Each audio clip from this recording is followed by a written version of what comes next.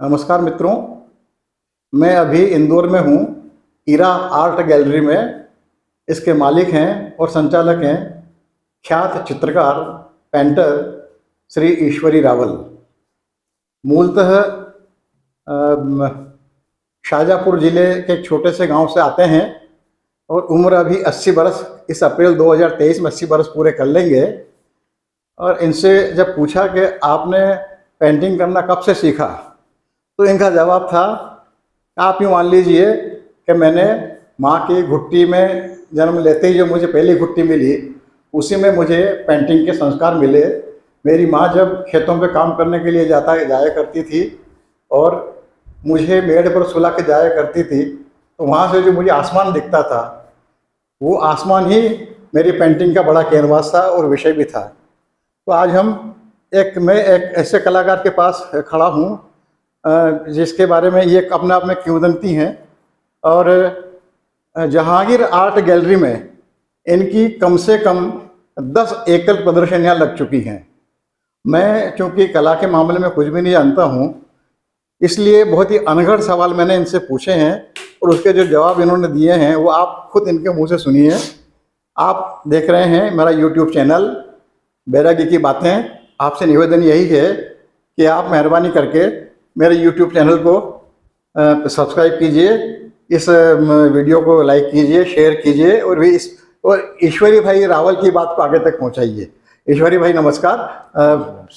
मुझसे बात करने के लिए शुक्रिया बहुत बहुत। देखिए, मैं कुछ भी नहीं समझता हूँ। मेरा खाली कहना ये है कि आप लोग जो काम करते हैं, जो चित्र बनाते हैं, वो किसके लिए बनाते हैं? देखिए, पेंटिंग के कई उद्देश्य होते हैं। एक तो यह है कि पेंटिंग ही नहीं, किसी भी कला में हम परफेक्ट होना चाहते हैं। हमारा एक अधूरा एक कार्य का क्षेत्र रहता है कि हम जो भी काम करते हैं उसमें हमसे कुछ न कुछ छूट जाता है और वो जो अधूरापन है वो शाश्वत है।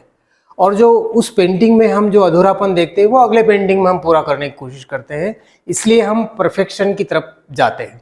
नहीं, सवाल मूल वही है कि आप किसके लिए पेंटिंग करते हैं? हाँ, वो मैं बता रहा हूँ कि पेंटिंग के कई उद्देश्य होते हैं।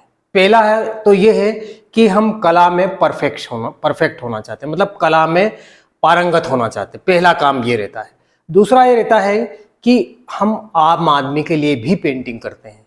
आम आदमी हमारा दर्शक होता है, वो हमारे गैलरी में आए या हमारे स्टूडियो में आए, हमारा काम देखे, उनको प्रसन्नता हो, आनंद मिले, ये सबसे बड़ा उद्देश्य होता है। देखिए, कला में बाजार भी जुड़ा रहता है, लेकिन जो सच्चा कलाकार होता है वो बाजार की तरफ पीठ करके खड़ा हो जाता है। और हम भी हमेशा बाजार की तरफ पीठ किए रहते हैं, लेकिन बाजार कलाकार के लिए वो भी जरूरी है। यदि पेंटिंग नहीं सेल होगा तो अगला पेंटिंग बनाने में दिक्कत होगी। इसलिए जब पेंटिंग बिकता है तो हम परेशान हो जाते हैं कि हमारा कोई बेटा बेटी बाहर चला गया है, क्योंकि हम बच्चों की तरह पेंटिंग को प्यार करते हैं। ईश्वर भाई, आपकी बातें बड़ी परस्पर विरोधाभासी है, रोचक भी हैं। देखिए, मैं बिल्कुल सड़क छाप आदमी हूँ और अच्छे लोगों के बीच में उठता बैठता हूँ, इसलिए मुझे सम्मान मिल जाता है। मेरी स्थिति बिल्कुल उस धागे की तरह है जो फूलों की वजह से देवता के कंठार तक पहुँच जाता है। मेरी अपनी कोई सोच समझ नहीं है। आपने भी जिक्र किया कि आप आम आदमी के लिए पेंटिंग बनाते हैं, लेकिन मुझे क्षमा करें, मैं आपकी मनपसंद बात नहीं कर रहा हूँ। आम आदमी को आप लोगों की पेंटिंग समझ में नहीं आती है पहली नज़र में, और समझने में बड़ी उलझन होती है और फिर उलझन बढ़ती जाती है तो हम अगले चित्र की ओर बढ़ जाते हैं। चलो, इसे नहीं, ये समझ में नहीं आ रहा है, शायद अगला समझ में आए। यदि आप जिसके लिए चित्र बना रहे हैं उस तक यदि चित्र नहीं पहुंचता है तो इस स्थिति को आप क्या कहेंगे? और दूसरा महत्वपूर्ण सवाल, आप हम दर्शकों से क्या अपेक्षा करते हैं, ये बताएं जरा। देखिए, कला में एक कला होती है अमूर्त कला। अमूर्त कला आम दर्शक के समझ में नहीं आती है।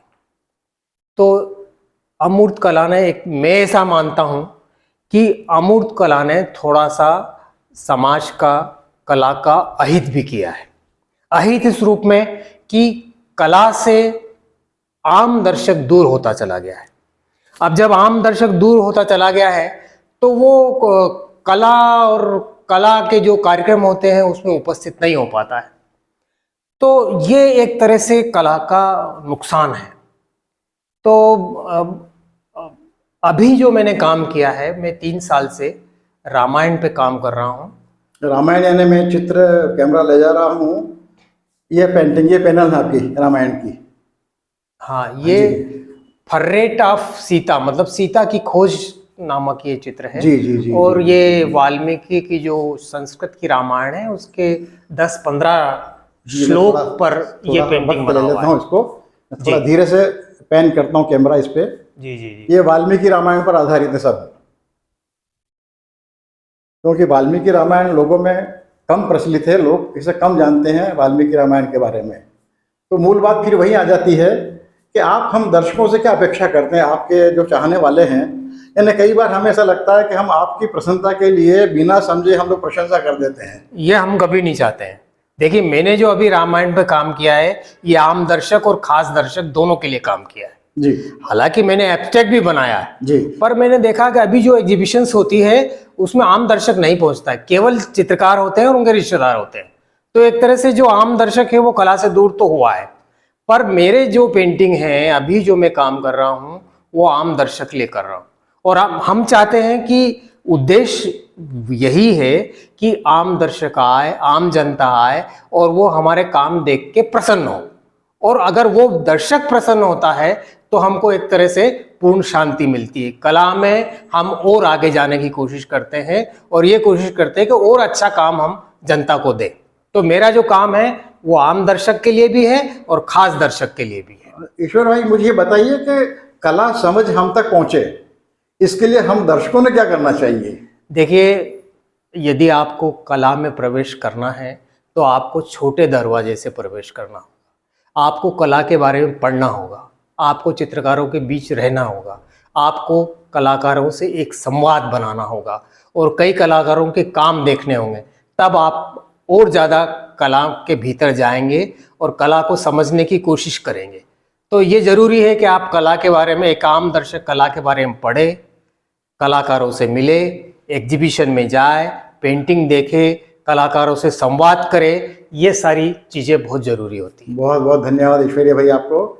उम्मीद करें कि आपकी बात हम मुझ जैसे अनगढ़ अनपढ़ आदमी तक पहुंचेगी और शायद हम कला में कलाकारों और उनके प्रशंसकों के बीच में एक सेतु बने और चित्रों तक हम पहुंचे और हम तक चित्र पहुंचे, ऐसे कुछ स्थिति बने। बहुत बहुत धन्यवाद मुझसे बात करने के लिए।